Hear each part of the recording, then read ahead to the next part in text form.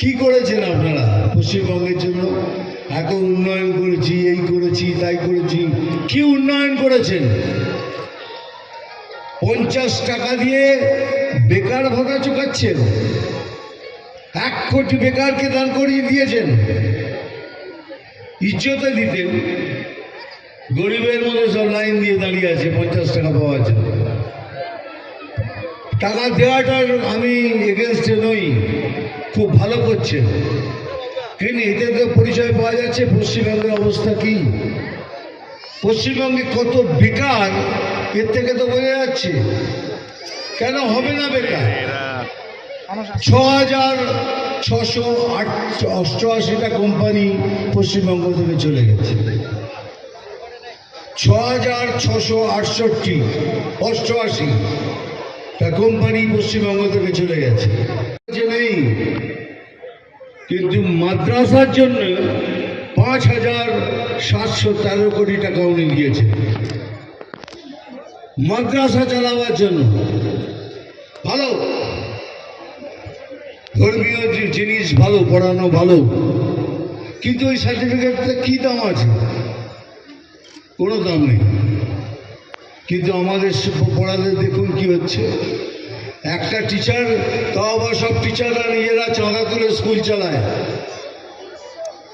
ক্লাবের জন্য টাকা আছে। এটাকে উন্নয়ন বলছে? স্বাস্থ্য দেখুন, এক একটা হসপিটালে অ্যানেস্থেসিয়া দেওয়ার জন্য, অ্যানেস্থেসিয়া মানে যে ইঞ্জেকশন দেওয়ার পর আপনাকে বেহোশ করে দেয়, তারপরে আপনাকে অপারেশন করে, সেও নেই। পড়াশোনা চলে গেছে, দেখতেই পাচ্ছেন কতজনের চাকরি চলে গেছে। তো কি উন্নয়নের কথা বলছেন আপনি? উন্নয়ন করেছি, উন্নয়ন করেছি, কি উন্নয়ন করেছেন আপনি?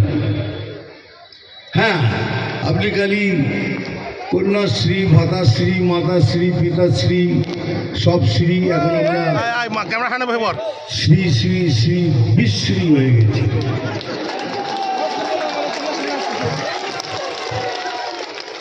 এতগুলো ভাতা আমার কোনো স্ট্যান্ডই নেই। আমার নাম অনেকবার ওখানে এসেছে। প্রথমত এটা এআই দিয়ে আইপ্যাক বানানো কিনা এটাও তো দেখতে হবে, কারণ এআই দিয়ে তো সব কিছু বানানো যায়। কিন্তু সেখানে মধ্যপ্রদেশের মুখ্যমন্ত্রী, আমার কথা ছেড়ে দেন, মধ্যপ্রদেশের মুখ্যমন্ত্রীর কথা বলা হয়েছে, একবার পিএমের কথা বলা হয়েছে।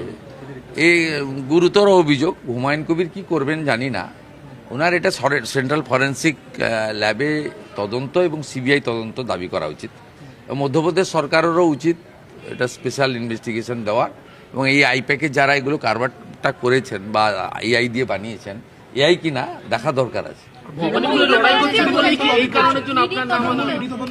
বা ভালো হয়েছে তো, রাজ্য সরকার এটাকে সিবিআইতে রেকমেন্ড করুন।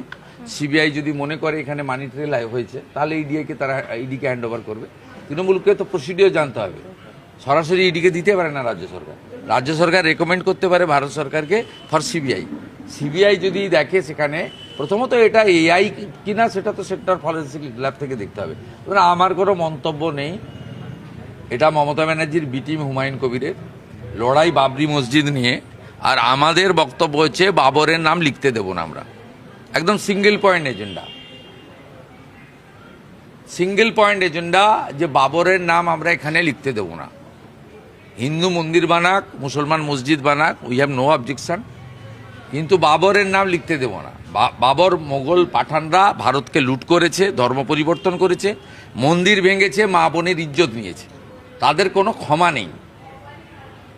আর এগুলো কমপ্লিটলি তৃণমূলের এ টিম বি টিম, এরা সমানে ভারতীয় জনতা পার্টির বিরুদ্ধে বক্তব্য রাখে এবং ভারতীয় জনতা পার্টির সম্পর্কে তার আদর্শ, তার বিচারধারা নিয়ে प्रश्न होते हैं। क्या सच क्या गलत हो भी सकते हैं, नहीं भी हो सकते हैं, क्योंकि आजकल तरह तरह की बात सोशल मीडिया में आते जाते रहते हैं।